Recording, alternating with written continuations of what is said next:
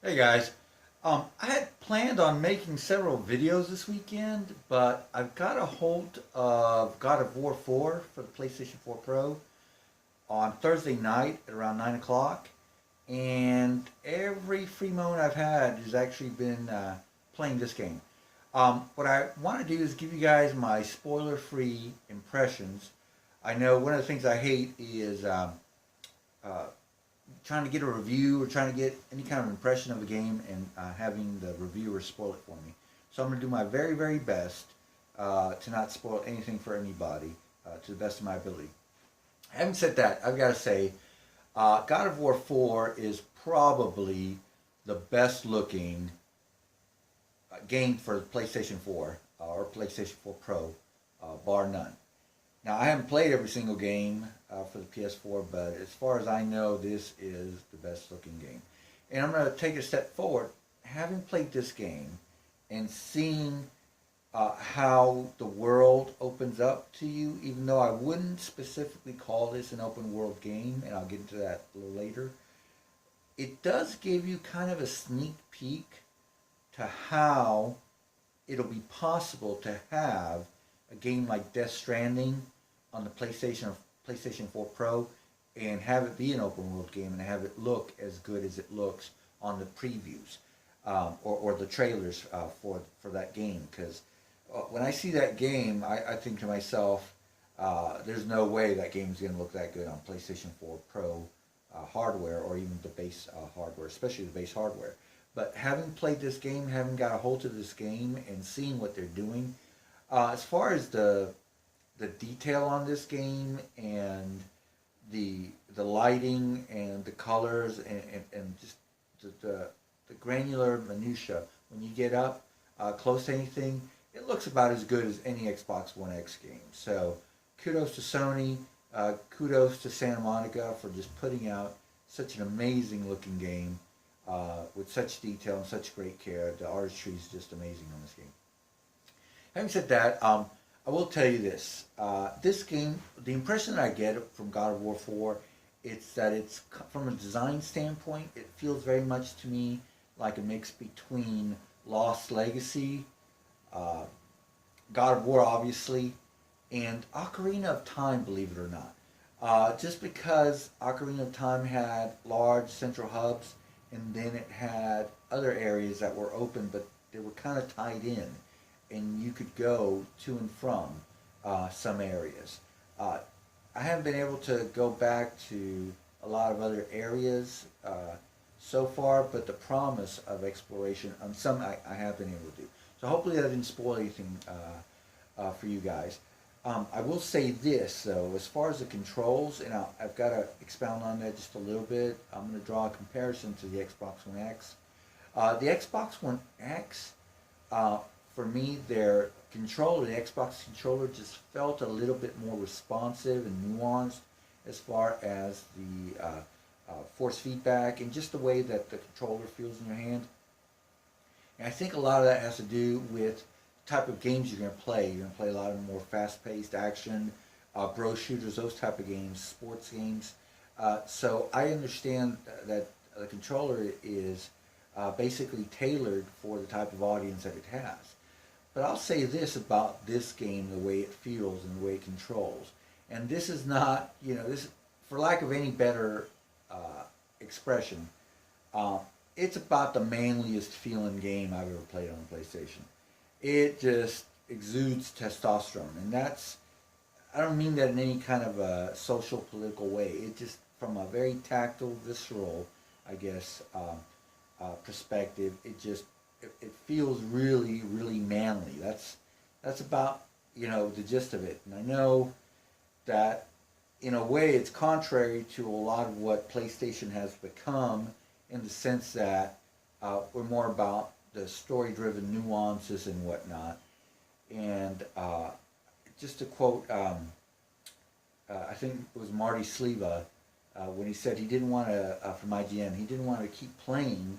He wanted more options as far as characters. He didn't want to continue to play 6'2" white guys because he was a 6'2" white guy. And I understand where Marty's coming from.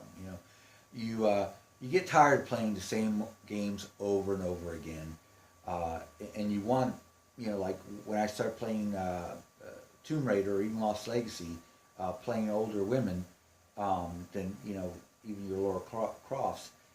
There was something about it. It gave you a different perspective on people's lives. So that was kind of a nice change of pace. You got to step in the shoes of a different type of character. Having said that, God of War 4, if you want to just swim in an ocean of testosterone, this is a game to do it in. And that's not to say it's one-dimensional or brutish in any way. There is definitely a brutish energy in a lot of places, but it's also countered. They have a way of tying it down and grounding that energy. There's a yin and a yang aspect to this game, without spoiling anything too much.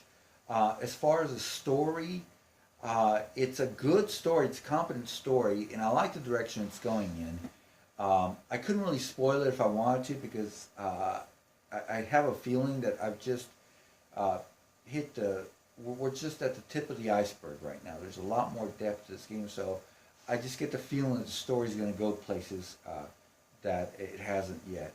But what has, other than the visceral action and the control scheme, even with the most basic things that Kratos does, you just feel that visceral nature, that masculinity about it.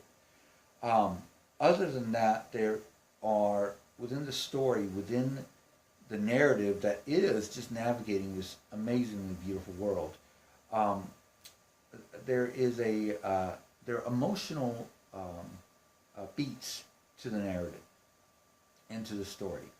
And so some of it you've seen already with the trailers, the previews, and the gameplay. So some of it, in a way, has been a little bit spoiled, but in other ways, it catches you off guard. In a lot of ways, you'll be running through the game, and things will just kind of catch you off guard. So, really interesting. Like I said, the best looking game on PlayStation so far, even though I've got it hooked up to a PlayStation 4 Pro and a 75-inch Sony 900E, which just makes this game absolutely amazing. Like I said, it's just an amazing game. A lot of early talk of Game of the Year. I would definitely think it's a contender for that, though it's much too early in the year. There's a lot of other voices to be heard. We've got my favorite game of the year, my most anticipated game of the year so far. I shouldn't say favorite, I haven't played it yet. Is Spider-Man for PlayStation 4. Very much not the hugest Spider-Man fan, by the way. It just left an impression on me on PlayStation 2, and this one looks like it's gonna just blow the roof off of everything I could have conceived of from Spider-Man 2. So very much looking forward to that. But we also have Ghost of Tsushima, The Last of Us, and I want to temper my expectations for Red Dead Redemption 2, but I'm pretty sure that's going to get thrown into the mix as well. So this is basically the launch title for the next 18 to 24 months of gaming goodness, and I gotta say, I'm blown away. Next game up is going to be Detroit Become Human. I'm going to temper my expectations for that, because I know this game is going to take me a lot longer to finish than I thought. It seems like a lot longer game. I'm going to make a few more videos in the vein that I like as far as next gen and my predictions. But I don't want to put that out too fast and too soon. I want to kind of pace it out a little bit. I know that E3 is still a bit of ways away. So I'm going to sprinkle in a few other items here and there, just kind of epiphanies that I'm just having, or things that just come up due to some events in the games industry. So you guys look forward to that. Please rate, comment, subscribe.